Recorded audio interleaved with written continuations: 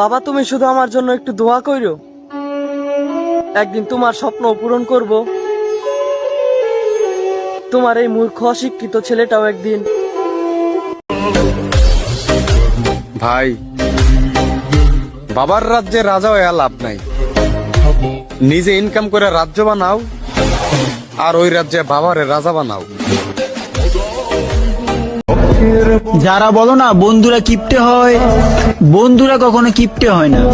মধ্যবিত্ত পরিবারের সন্তান তো সব সময় টাকা থাকে না।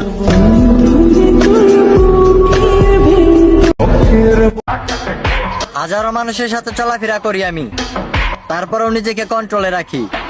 আসলে ভদ্রতা শিখাইছে বাপ মা, নইলে রাগ কিন্তু আমারও কম না।